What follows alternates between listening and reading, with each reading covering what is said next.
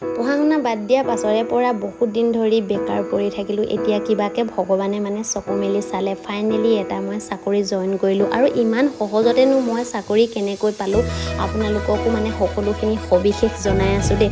আৰু মানে বৰ্তমান এতিয়া মই আছোঁ ডিব্ৰুগড়ত, ডিব্ৰুগড় নেপচা মানে north east run fire service একাডেমীত, য'ত আহিলে আপোনালোকেও মানে মোৰ দৰে চাকৰি পোৱাটো একেবাৰে খাটাং।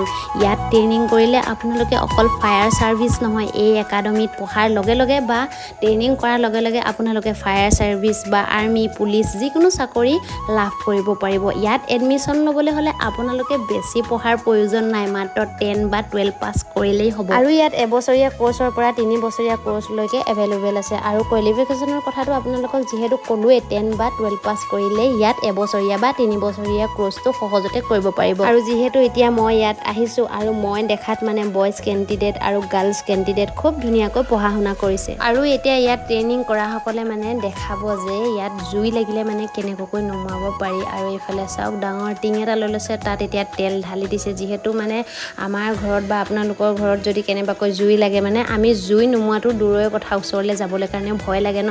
আৰু এতিয়া চকুৰ আগত আপোনালোকক দেখাম যে লাইভ মানে জুই লাগিলে মানে নুমুৱাব কেনেকৈ, দেখিছে নহয়। সেই বাল্টিংটোৰ ওপৰত তেল অলপমান ঢালি ল'লে আৰু এতিয়া মানে জুই জ্বলাই দিব। চাওক জুই একেবাৰে মানে পূৰা ভমাই জ্বলি গ'লগৈ। এতিয়া জুইকোৱা আমি নুমুৱাম কেনেকৈ, আমিতো জুই বুলি ক'লে মানে ভয় খাই যাওঁ ন ডাঙৰ জুই দেখিলে মানে। আৰু আপোনালোকে এতিয়া চাওক মানে এই জুইকোৱা নুমুৱাব কেনেকৈ, দেখিছে নহয়। এই ল'ৰাজন মানে দৌৰি আহিছে, ইয়াতে ট্ৰেইনিং কৰি থকা ল'ৰাজনে চাওকচোন। মানে এইটো যোনটো লৈ আনিছে এইটো একচুৱেলি মানে পানী নহয় দেই, এইটো ক্ৰম হয় মানে।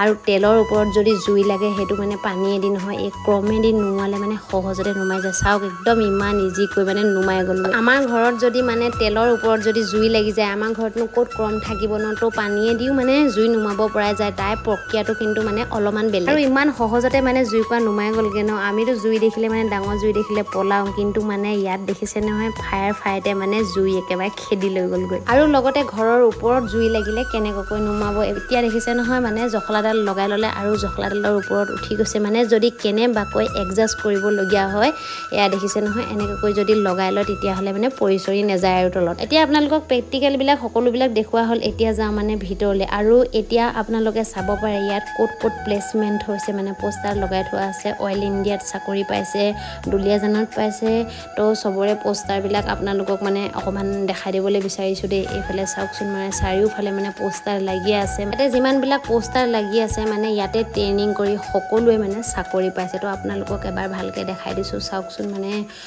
আৰু এইফালে ভণ্টি দুজনী লগ পালোঁ, একদম পূৰা ভাল লাগি গ'ল দেই, ভিডিঅ' চাই থাকে। আৰু যিহেতু মানে এতিয়া ক্লাছ হৈ আছে, তো ক্লাছৰ ভিতৰলৈ অকণমান সোমাই যাওঁ বুলি ভাবিছোঁ। মানে ষ্টুডেণ্টৰ অকণমান মতামত জানি লওঁ ন, এওঁলোকে মানে ইয়াত আহি কেনে পাইছে, কেনেকুৱা লাগিছে, আৰু ইয়াৰ পৰা মানে ট্ৰেইনিং কৰাৰ পাছত চাকৰি পাম যেন লাগিছে নে নাই, সকলোখিনি কথা।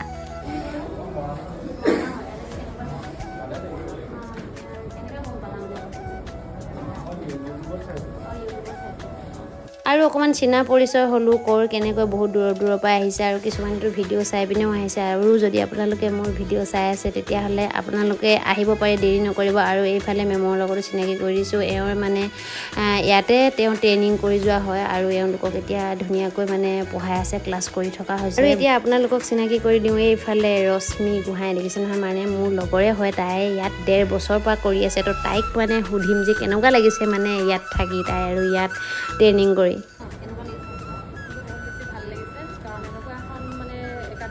পাইছোঁ, নিজকে এটা গৌৰৱ কৰিছোঁ মানে। ছাৰৰ মতামত অকণমান জানিব বিচাৰিছোঁ এই কলেজখনৰ বিষয়ে, কিবা এটা কৈ দিয়ক আপুনি। আমাৰ এখন নেশ্যনেল ফায়াৰ ছাৰ্ভিচ, এইটো north eastern fire service academy আৰম্ভ হ'ল 2018। কিন্তু তেতিয়া নাম আছিলে national academy of fire and safety. 2022 পৰা north eastern fire service academy হিচাপে আমি এখন ইষ্টাব্লিছ কৰা হ'ল। এইটো ফুলি এডমিনিষ্ট্ৰেটেড আণ্ডাৰ নাগপুৰ আৰু ৰামটেক ইউনিভাৰ্চিটি আণ্ডাৰ।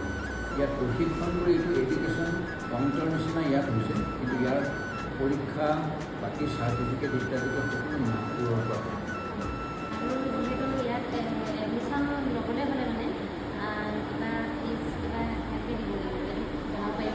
মই ইয়াৰ এডমিশ্যনৰ ক্ৰাইটেৰিয়া কিছুমান কৈ দিছোঁ। ইয়াত মিনিমাম এডমিশ্যন ল'বলৈ হ'লে মিনিমাম কোৱালিফিকেশ্যন হ'ব লাগিব 10 পাছ বা 12 পাছ। লগতে তেওঁলোকৰ একাডেমিক কোৱালিফিকেশ্যনৰ লগতে হাই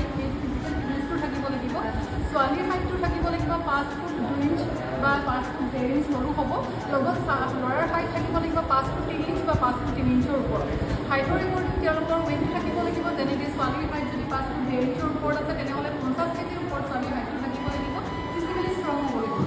দেন ল'ৰাৰ হাইটটো যদি এতিয়া তেওঁলোকে আছে 5 ফুট যদি 3 ইঞ্চৰ ওপৰত আছে তেনেহ'লে 55-50 সৰু হ'ব, তেওঁলোকৰ এইখিনি এলিজিবিলিটি ক্ৰাইটেৰিয়া হয়। তেওঁলোকে আহি ইয়াত এডমিশ্যন ল'ব পাৰিব, ডকুমেণ্টছ লৈ দিব এডমিশ্যন লোৱাৰ টাইমত।